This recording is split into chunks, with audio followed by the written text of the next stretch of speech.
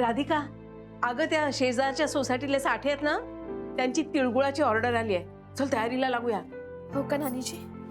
थांबा, काय ऑर्डर आहे सांगा नानीजी. काय लिहू? नाही म्हणजे लाडू आहेत का वडे आहेत? राधिका, काय झालंय? छोट्या छोट्या गोष्टींनी अशी उदास का होतेस? नानीजी,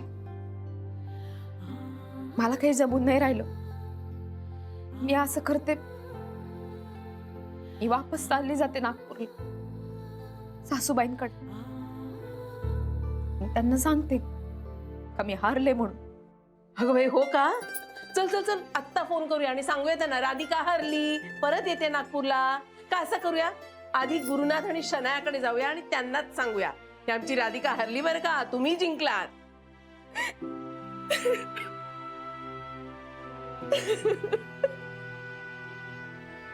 राधिका, अगं वेडी आहेस का तू? आता असे प्रसंग येत राहणार. जोपर्यंत या शनायासमोर तू ठामपणे उभी आहेस ना, तोपर्यंत त्रास होणार. निसर्गाचा नियम आहे बाळा. जेवढ्या यातना जास्त तेवढा शेवट गोड. नाही नानीजी, मला नाही वाटून राहिलं का शेवट गोड होईल म्हणून. अशी खचून नको जाऊस ग. नाही नानीजी, माझं काहीतरी चुकून राहिलं.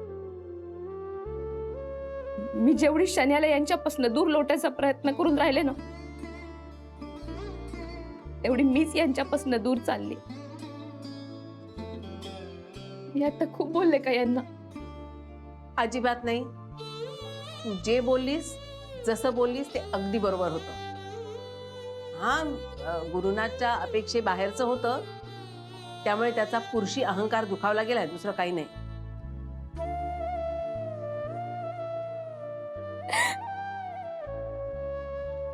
नाही नानीजी, हे खूप जिद्दी आहे.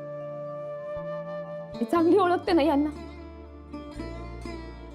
जसं बोलतात तसं करतात. ते आता जे बोलले तसंच वागले तर नाही वागणार. अगं, रागाच्या भरात 4 शब्द जास्त बोलून गेलाय तो, पण तो असं वागूच नाही शकणार. समाजाला तोंड द्यायचंय त्याला. आणि अथर्ववर किती जीव आहे त्याचा. नाही असं वागू शकत. असा कठोर निर्णय तो घेऊच शकत नाही. सगळे पाश तोडून टाकायचे ठरवले ना, तरी नाही तुटत ते असे. त्याच्याबरोबर इतकी वर्ष संसार केलास. कुणी शनाया येऊन त्याच्या आठवणी पुसून नाही टाकू शकत. गुरुनाथ तुझ्याकडे परत येणार. त्याला पश्चाताप होणार. तुझी किंमतही कळणार. विश्वास ठेव माझ्यावर.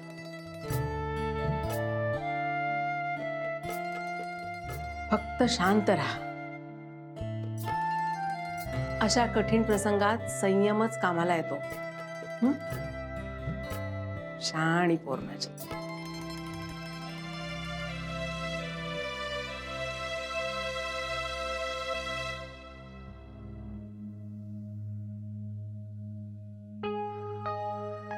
हाय गॅरी. ओके वाटतंय तुला आता? शांत झालास ना? तुला बरं वाटत नाही का? पाय दाबून देऊ का मी तुझे? नाही नको, डोकं दुखतंय माझं. मग डोकं दाब. अगं नको नको बस. डोकं दाबू दाब. गॅरी, मी काय म्हणत होते, ऍक्च्युली सतत ना आपल्या आयुष्यात आता खूप भांडणं होत आहेत, खूप कटकटी होत आहेत, खूप कंटाळा आलाय ना. तुला पण किती स्ट्रेस आलाय बघ ना. ऍक्च्युली मी विचार करत होते, आपण जरा रिलॅक्स व्हायला काहीतरी करूया का? म्हणजे आज प्लॅन करूया काहीतरी. आज काय? अरे असं काय करतोस गॅरी? आज लक्षात नाही का काय आहे? नाही काय आज? अरे आज 31st आहे ना, असं काय करतोस? अरे हो, आज 31st आहे की नाही? नाही माझ्या लक्षातच नाही राहिलं बघ. बरं ठीक आहे, काहीतरी प्लॅन करूया, मूवी वगैरेला जाऊया.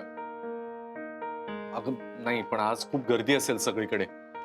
त्यापेक्षा असं करू ना, आपण घरीच काहीतरी ऑर्डर करू आणि शांततेत सेलिब्रेट करू, चालेल? नाही नको, आपण घरी नेहमीच काहीतरी मागवतो. पण सेलिब्रेट करायचं झालं तर आपण एका फ्रेंड सोबत करूया ना सेलिब्रेट. फ्रेंड? हा. कोण फ्रेंड? हा म्हणजे खूप लोक नाही, फक्त तू, मी आणि ईशा, आपण तिघं सेलिब्रेट करू. ईशा? तिचं काय आता? शनाया, बच्चा कशाला उगीच? ती आली तर आपली प्रायव्हसी डिस्टर्ब होणार, परत तिला ऑकवर्ड झालं तर नको ना. त्यापेक्षा आपणच सेलिब्रेट करूया ना. असू दे ना, पण ती आता माझी खूप चांगली फ्रेंड झाली आहे आणि मी तिला आधीच विचारलंय, सो ती तयार आहे आपल्याकडे यायला. ऑलरेडी विचारलं? हा. म्हणजे तुझं बोलणं झालंय, तुझं ठरलंय सगळं, मग मला कशाला विचारते उगीच? चिडला की कसला भारी दिसतोस रे तू. ओके सॉरी, पण चिडू नको ना उगाच. नाही, तुम्ही ना परस्पर तुमचं तुमचं ठरवून टाका. माझ्या मनाचा ना कोणी विचारच नाही करत.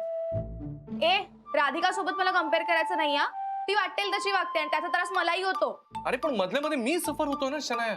तू सफर होतोयस आणि मी सफर होतो त्याचं काय?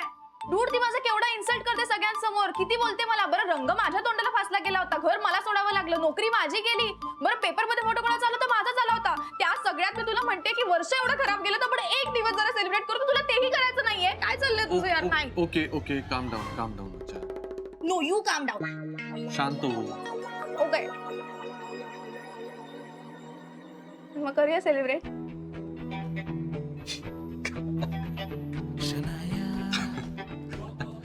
करूया. हो रेवती, आमच्याकडेच या. हो सांगते राधिकाला. हो ठेवते हा फोन. काय म्हणत होती रेवती? म्हणत होती 31 डिसेंबर आपण सगळे एकत्र साजरी करूया म्हणून. वाटलंच मला. मी म्हटलं आपल्याकडेच या, म्हणजे नेहा आणि अथर्वला पण मजा येईल ना ग. हो. बरं मग काय करूया बरं? पावभाजी किंवा भेळ वगैरे करूया? पण नानीजी, सगळ्यांना चालत नाही ना ते. म्हणजे महाजनी काकूंची तब्येत आजकाल बरी नसते ना, म्हणून म्हटलं. बरं मग आपला नेहमीचा वरण भात पोळी भाजीचा बेत करूया आणि नंतर आईस्क्रीम खाऊया. आईस्क्रीम पण अथर्वला चालत नाही. नानीजी, मी असं करू का, मस्तपैकी श्रीखंडपुरीचा बेत करते. हा चालेल, मस्त आयडिया आहे. मग बाहेरून आणूया श्रीखंड. नानीजी, चक्का आणते मी, घरीच करते. बरं, मी केशर, वेलची, चारोळी ह्याची सगळ्याची तयारी करून ठेवते. बर नानीजी, चहा पिऊन झाला ना का मी लगेच चक्का आणायला जाते. आणि मिरच्या कोथिंबीर संपल्यात त्या पण आणते. आणि अजून काय आणू? बटाटे? नाही, बटाटे आहेत. मला आठवलं तर फोन करते मी. बर ठीक जा. तोपर्यंत मी कुकर लावून टाकते, तयारी सुरू होईल. नानीजी, नानाजी हवे होते ना आता? तू आठवण काढलीस ना, त्यांना चांगल्या उचक्या लागत असतील तिकडे. आता मी फोन करून चिडवणार आहे त्यांना. आम्ही राधिकाच्या हातची श्रीखंडपुरी खातोय. खाऊ ना नानीजी. हा मोठी आली, फार पुळका ना तुला त्यांचा. बरं बाई, नाही चिडवणार. ठीक आहे, चहा पिऊन जा लवकर बाजारात.